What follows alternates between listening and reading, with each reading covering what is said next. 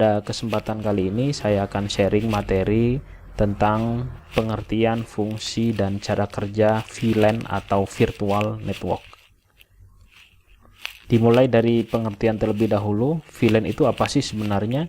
Jadi VLAN itu adalah sebuah protokol yang memungkinkan untuk pembuatan beberapa jaringan dalam satu segmen jaringan yang sama.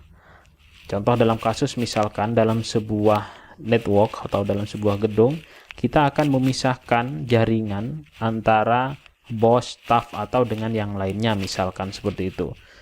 Tujuannya untuk apa? Jadi untuk manajemen jaringan ke belakang, misalkan mau manajemen bandwidth, kemudian akses security dan sebagainya, itu nanti mau nggak mau kita harus membagi beberapa jaringan yang berbeda ya. Otomatis nanti networknya juga berbeda. Misalkan seperti ini, misalkan di BOS itu ada network 10.10.1, kemudian staff 11.11 11.11 Maka untuk memisahkan itu, kalau misalkan menggunakan satu switch, itu nanti akan campur ya, akan bisa mengakses antara BOS dengan staffnya. Tetapi dengan konsep kalau mau memisahkan secara konvensional, kita membutuhkan dua switch yang berbeda. Jadi switchnya untuk BOS itu ada sendiri dan switch untuk staff itu ada sendiri. Nah, maka biaya yang dibutuhkan membengkak karena kita membutuhkan satu switch lagi. Ya, bagaimana supaya nanti biaya tidak membengkak? Maka kita menggunakan yang namanya VLAN, Virtual Network. Namun VLAN ini nanti harus diimplementasikan pada switch yang manageable seperti ini ya. Apa itu switch manageable? Switch manageable itu adalah switch yang bisa dikonfigurasi, switch yang sudah ada sistemnya, sehingga nanti pot-pot di dalam switch itu nanti kita bisa konfigurasi modenya, baik itu mode akses maupun mode VLAN atau trunking nanti. Nah, biasanya memang untuk harga itu berbeda. Kalau misalkan switch biasa itu murah ya. Kalau switch yang manageable itu biasanya 2-3 kali lipatnya lebih mahal gitu ya. Nah, VLAN ini nanti memiliki protokol tersendiri yang bekerja di sana, yaitu IEEE 802.1q atau biasa disebut dengan .1q ya. Kemudian VLAN ini juga bisa dikonfigurasi nanti pada router sebagai perangkat perangkat pada layer 3. Nah, router ini nanti bisa juga diintegrasikan dengan sebuah switch manageable. Bagaimana cara kerjanya untuk VLAN ini? Cara kerjanya adalah VLAN ini bekerja pada layer 2 model OSI, yaitu pada data link layer. Kemudian switch ini hanya meneruskan paket yang berasal dari interface VLAN ke interface lainnya dengan VLAN ID yang sama. Jadi nanti potnya itu nanti akan memiliki VLAN ID. Nah, VLAN ID yang sama itulah yang bisa berkomunikasi, sehingga nanti VLAN ID yang lain itu tidak bisa berkomunikasi. Nah, untuk berinteraksi ini menggunakan standar protokol seperti yang sudah disebutkan tadi, yaitu IEEE 802.1q atau 802.1q ya.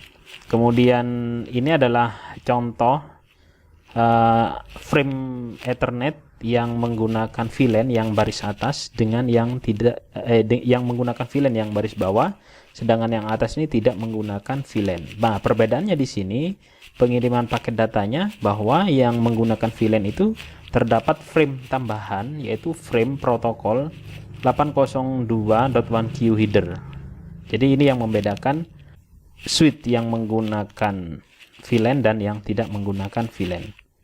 Nah, langsung saja ini adalah implementasinya. Bagaimana sih implementasinya? Nah, ini adalah perbandingan. Misalkan saya memiliki ada 3 network di situ ya, ada dosen, kemudian ada mahasiswa, ada staff, misalkan seperti itu. Yang dosen ini saya kasih warna nanti merah, mahasiswa itu saya kasih warna kuning, dan staff itu saya kasih warna hijau. Dimana ID dari dosen saya kasih ID 10, sedangkan mahasiswa saya kasih ID-nya 20, dan staff itu saya kasih ID-nya 30.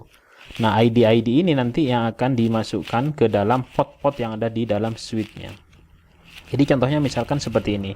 Pada jaringan LAN, ya, pada jaringan LAN itu nanti meskipun networknya kita pisah seperti ini, tapi switch-nya itu tidak manageable atau tidak kita konfigurasi VLAN, maka dia tetap akan bercampur datanya di sini ya. Ya. Nah, berbeda dengan menggunakan VLAN. Kalau menggunakan VLAN, nanti setiap pot-potnya di sini, jadi yang pot-pot warna merah ini kita sudah tandai, ya, kita sudah tag ID VLAN-nya, yaitu ID VLAN dosen yaitu 10. Sedangkan yang kuning, pot-pot yang kuning ini ada 6 pot. Ini kita tandai, sudah kita tag kasih VLAN ID 20, sedangkan yang staff di sini kita kasih ID 30. Sehingga meskipun dalam fisik yang sama, meskipun dia di layer atau di switch yang sama atau satu switch, dia seolah-olah nanti dipisah dan tidak bisa berkomunikasi antara jaringan yang dosen dengan mahasiswa, atau antara jaringan yang saya kasih merah ID 10 dengan ID 20. Karena pengiriman data dari sumber ke tujuan itu nanti dia berdasarkan dari VLAN ID yang sama. Ketika VLAN ID-nya berbeda, dia tidak akan dikirimi data.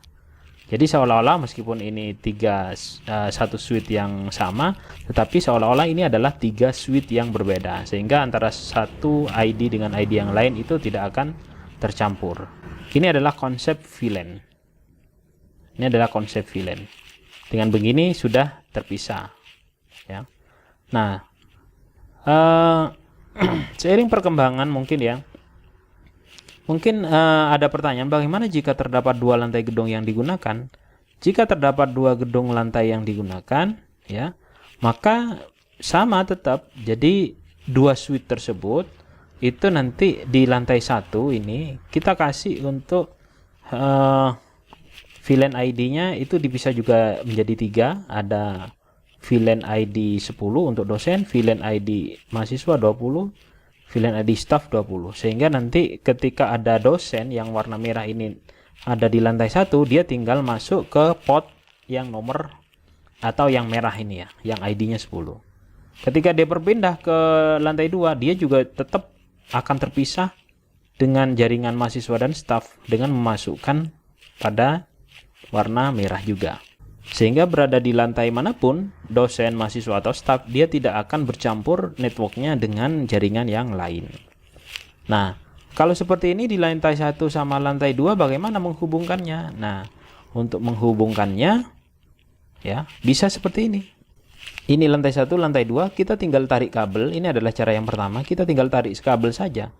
Yang merah ini ke yang merah, sehingga nanti switch-switch antara lantai 1 dengan lantai 2 itu akan terhubung sesama merahnya. Begitu juga untuk yang kuning.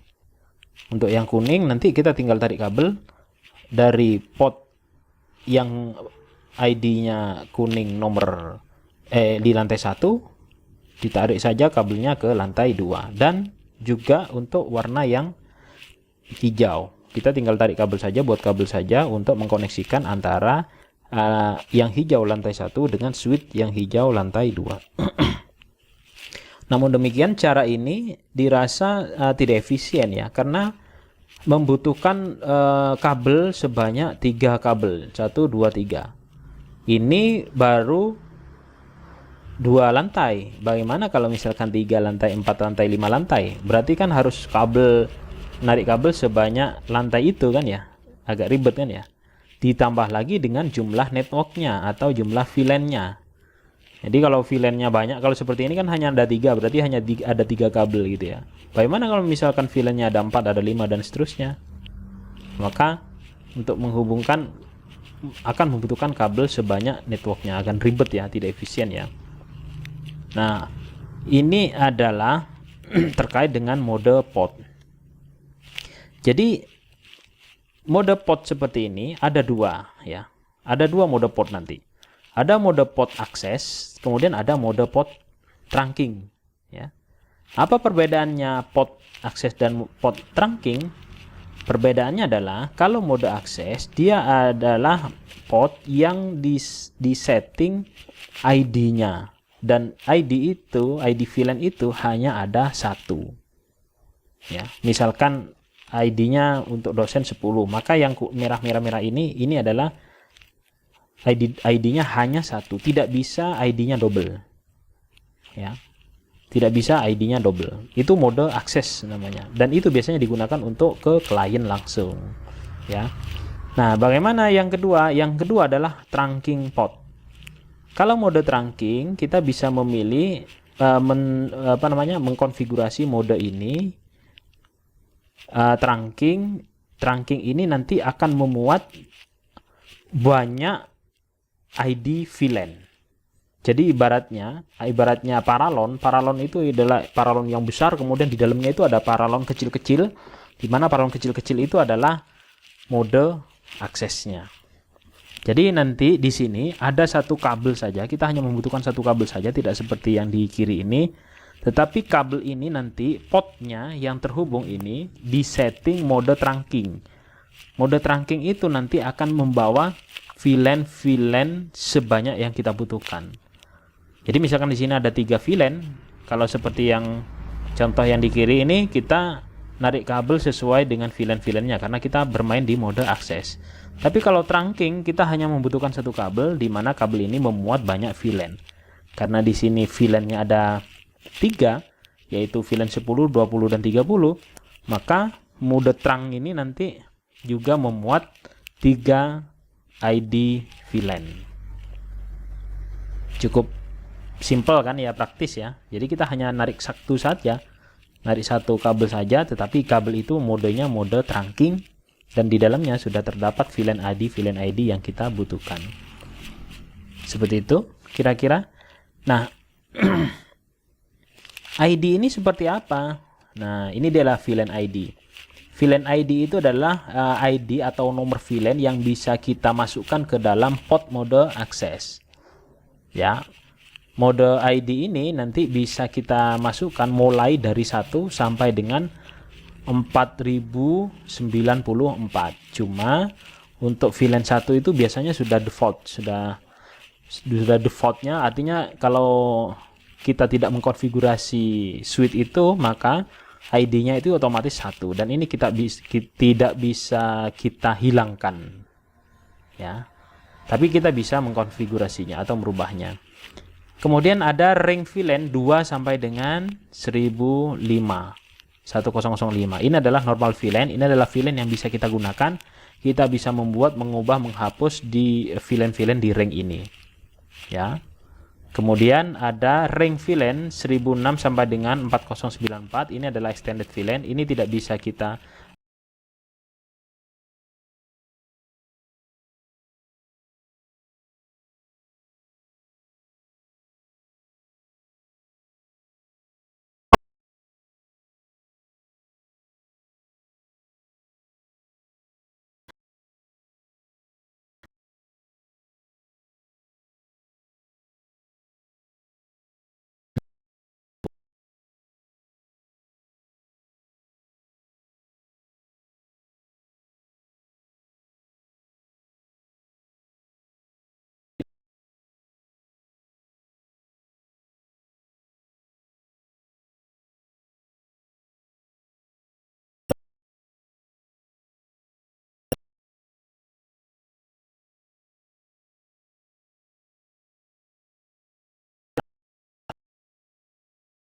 pada kesempatan kali ini. Terima kasih atas perhatian.